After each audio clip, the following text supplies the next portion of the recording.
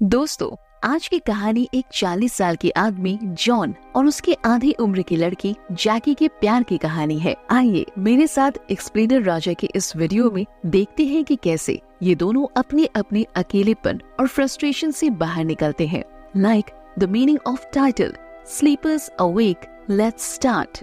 तो कहानी शुरू होती है और एक हॉस्पिटल में एक अधेड़ उम्र के आदमी जॉन को दिखाया जाता है, जिसकी आंखें खुलती हैं तो उसे याद आता है कि एक कार एक्सीडेंट में उसकी बेटी और वाइफ की मौत हो चुकी है और केवल वही एक बचा था। इस बात का दुख उसे भीतर तक झकझोर देता है। फिर दिखाया जाता है कि कुछ दिनों की रिकवरी के बाद जॉन किसी ऐसी जगह पर जाता है जो शांत और सुकून भरी होती है, ताकि वो अपने गम से बाहर निकल सके। वो जहाँ पर जाता है वो एक साउथ अफ्रीका का कोस्टल एरिया होता है। वो वहाँ एक घर में रहने के लिए जाता है। घर पहुँचते ही एक पुलिस ऑफिसर जॉन से उसका नाम और उसके यहाँ आने के बारे में पूछता है। जॉन बताता है कि उसकी रिलेटिव का घर है और वो यहाँ कुछ दिनों के लिए रहने आया है। तब वो पुलिस वाला जॉन को यहाँ के आसपास के बंदरों से सावधान रहने को कहता है। जॉन अंदर जाता है, सामान रखता है, वाइन पीता है और समुद्र में नहाने जाता है। नहाने के बाद जब वो वापस आ रहा होता है तो समुद्र में वो 3 लोगों को नहाते हुए देखता है, जिनमें से एक बहुत ही खूबसूरत लड़की होती है, जिसकी ओर जॉन ध्यान से देखता है। वो लड़की भी पीछे मुड़कर देखती है। ये सीन बड़ा ही इंटरेस्टिंग होता है, जो दोनों को एक दूसरे से मिलवा रहा होता है। फिर वो लड़की नजर फेर पानी में डुबकी लगाने लगती है। जब जॉन घर आता है, ड्रिंक करता है और जोर जोर से दहाड़ मारकर खुद को कोसते हुए रोने लगता है, क्योंकि वो कार एक्सीडेंट जिसमें उसकी बीवी और बच्चे मर गए थे, जॉन को नींद आने की वजह से हुआ था। जॉन इस बात से अपसेट होता है। सुबह जॉन जब सैर पर जाता है तो उसे एक लड़की के रोने की आवाज सुनाई देती है।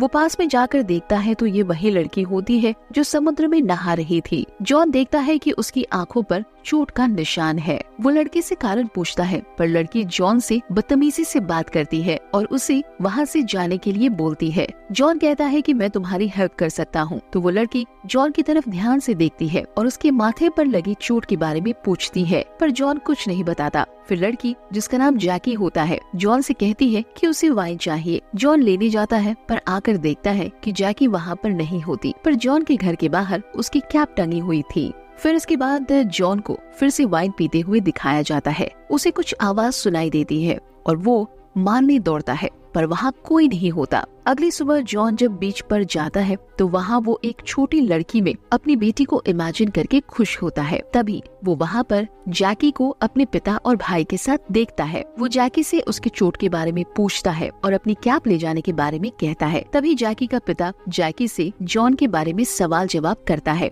मानो वो उसे डांट रहा हो, और इस तरह वो तीनों वहाँ से चले जाते हैं। उसके बाद रात में जैकी के पिता रॉल्फ जॉन के घर जाते हैं और जॉन से अपनी बेटी के बिहेवियर के लिए माफी मांगते हैं। फिर दोनों अंदर आकर बातचीत करते हैं, जिसमें रॉल्फ बताता है कि कुछ महीने पहले उनके घर कुछ लोग चोरी करने आए थे, जिन्होंने चोरी के साथ साथ जैकी के रेप करने की भी कोशिश की थी, जिसे बचाते हुए उसकी पत्नी को उन चारों ने मार दिया। फिर वो जॉन से उसकी फैमिली के बारे में पूछता है, पर जॉन कुछ नहीं बताता। आगे के सीन में जॉन वाइन लेने जाता है तो जैकी को कार में देखकर स्माइल पास करता है। शायद अब धीरे धीरे दोनों के दिल में एक दूसरे के प्रति हमदर्दी जग रही थी। फिर इसके बाद जैकी की मेड जॉन के घर आती है और जॉन से कहती है कि अगर कोई काम हो तो उसे घर पर रख सकती है, पर जॉन मना कर देता है। फिर भी वो धक्के से बर्तन मांजने लगती है, जिसे छुड़ाते हुए मेड को चोट लग जाती है। जॉन उसे घर छोड़ने जाता है तो जैकी के पिता उसे साथ खाना खाने को बोलते हैं। तब जॉन देखता है कि जैकी के पिता बहुत ही डिसिप्लिन और ऑर्थोडॉक्स हैं। वो एक एक चीज का बड़ी बारीकी से ध्यान रखते हैं। तभी जैकी का भाई खाने के टेबल पर लापरवाही से खाना खाता है, जिसे देख उसके पिता उसे डांटते हैं और ये बात जैकी को बुरी लग जाती है। तब वो चिल्लाते हुए अपने पिता को बुरा भला बोलने लगती है और जॉन को अपने साथ चलने को कहती है। जॉन उसके साथ जाता है। वो दोनों रोमांस करते हैं और एक दूसरे के इन कमजोर पलों में अपने दुख को शेयर करते हैं। जैकी भी अपने पिता की तरह बताती है कि चोरों ने उसकी माँ को मार डाला, जिस कारण अब उनके पिता बहुत ही स्ट्रिक्ट हो गए हैं। जॉन भी अपने एक्सीडेंट और फैमिली लॉस के बारे में बताता है। फिर दोनों जॉन के घर जैकी की कैप लेने जाते हैं, जहाँ जैकी जॉन का घर देखते हुए उसके कमरे में जाकर सो जाती है और जॉन से कहती है कि उसे जॉन पसंद है और इस तरह वो उसके साथ इंटीमेट होने को कहती है, पर जॉन बाहर चला जाता है। फिर जब वो पीछे मुड़कर देखता है तो जैकी उसकी तरफ अट्रैक्ट होती हुई अपने कपड़े उतार देती है ताकि जॉन उसके साथ इंटीमेट हो सके, पर जॉन हालात संभाल लेता है और जैकी को कपड़े पहनाकर उसे घर जाने को कहता है। जैकी को इस बात का बेहद बुरा लगता है। अगली सुबह जॉन को जैकी की मेड मिलती है तो वो उससे हाल चाल और काम के बारे में पूछती है। तभी वहाँ जैकी भी आ जाती है। फिर वो तीनों जॉन के घर में जाते हैं, जहाँ जैकी जॉन से कल के लिए माफी मांगती है। मेड वहाँ से चली जाती है, पर जैकी जॉन को एक रॉक राइडिंग के लिए अपने साथ ले जाती है। रास्ते में उन्हें पुलिस वाला मिलता है जो जैकी से जॉन के बारे में पूछता है तो वो बताती है कि जॉन उसके पिता के दोस्त है। उसके बाद वो दोनों पहाड़ी पर चढ़ते हैं। जैकी वहाँ होती है और वो जल्दी जल्दी चढ़ जाती है, पर जॉन धीरे धीरे चलता है। पर चढ़ते हुए जॉन को ये महसूस होता है उसकी अंधेरे से भरी लाइफ में जैकी एक रोशनी की तरह आई है। फिर दोनों एक डेस्टिनेशन पर पहुंच जाते हैं जो बहुत ही खूबसूरत होती है। जैकी एकदम से रोने लगती है। जॉन कारण पूछता है तो जैकी बताती है कि उसके पिता हमेशा उसे मारते हैं और उसे कहते हैं कि अगर वो छोटे कपड़े नहीं पहनती तो शायद उस दिन उसकी माँ नहीं मरती। जॉन जैकी को संभालता है। तब जैकी जॉन के हाथ पर प्यार से टच करते हुए किस करती है, पर जॉन खड़ा होकर जैकी को चलने के लिए कहता है। पर नीचे उतरते हुए जॉन जैकी के करीब आ जाता है और दोनों इंटीमेट होने लगते हैं। पर तभी उन्हें जैकी के पिता की रोने की आवाज सुनाई देती है। दोनों डर के मारे वहाँ से भाग जाते हैं। घर आकर जॉन जाने की तैयारी करता है। तभी वहाँ रॉल्फ आता है। जॉन डर जाता है कि कहीं उन्हें उसके और जैकी के बारे में पता तो नहीं चल गया, पर रॉल्फ जॉन को खाने के लिए इनवाइट करता है। फिर उसके बाद खाने की टेबल पर जॉन कहता है कि वो कल यहाँ से डर्बन चला जाएगा, जिसे सुन जैकी को दुख होता है। वो टेबल के नीचे से पैरों से जॉन को तंग करने लगती है और कहती है कि क्या वो दूसरी शादी के लिए डर्बन जा रहा है, और अगर जा रहा है तो ऐसा नहीं करना चाहिए क्योंकि बूढ़ों को कोई लड़की पसंद नहीं करेगी। ऐसा जैकी इनसिक्योरिटी और जॉन के चले जाने की बात से दुखी होकर कहती है। फिर जैकी का पिता शर्मिंदा होकर जॉन से माफी मांगता है। फिर अगली सुबह जैकी जॉन के पास जाती है और कहती है कि तुम जा रहे हो, और ऐसा कहकर वो उसके करीब आ जाती है। दोनों एक दूसरे को किस करते हुए इंटीमेट हो जाते हैं। जैकी की मेड उन्हें इंटीमेट होता देख रही होती है। जैकी हड़बड़ी में नीचे आती है। तब मेड जॉन को बड़ी हैरानी से देखती है क्योंकि उसे सारा मामला समझ आ चुका होता है। फिर जॉन अपना सारा सामान बांधकर जाने की तैयारी कर रहा होता है।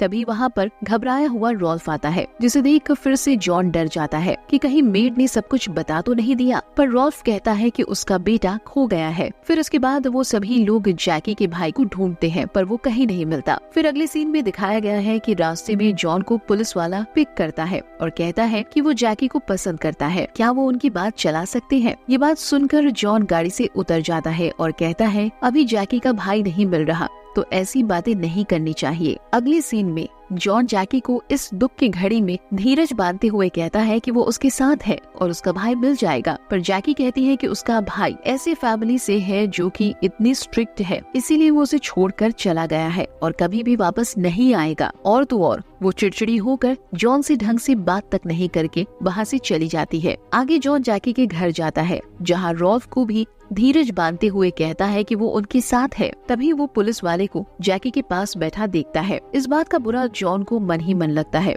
अगले सीन में जॉन समुद्र में स्विमिंग के लिए जाता है तो देखता है कि थोड़ी देर बाद जैकी भी वहाँ आ जाती है और कपड़े उतार जॉन के साथ स्विम करती है और कहती है कि वो यहाँ नहीं रहना चाहती, क्या तुम मुझे यहाँ से हमेशा के लिए बाहर ले जा सकती हो। तब वहाँ पर पुलिस वाला और जैकी के पिता दोनों आ जाते हैं। जैकी के पिता को देख जॉन डर जाता है। जैकी वहाँ से बाहर निकलकर कपड़े पहनकर चली जाती है। उसके पिता उसे मारने के लिए दौड़ते हैं। तब पीछे से जॉन बाहर आता हुआ बताने की कोशिश करता है कि ऐसा कुछ नहीं है जैसा वो लोग सोच रहे हैं। पर जैकी के पिता गुस्से से जॉन पर वार करते हैं। जॉन वहाँ बिना ढंग के कपड़े पहने ही भागता है और अपने घर पहुँच जाता है। घर पहुँचते ही वो एक बंदर को देखता है जो कि उसके सामने होता है। तभी वहाँ रॉल्फ आ जाता है और वो जॉन पर अटैक कर देता है। दोनों में खूब फाइटिंग होती है।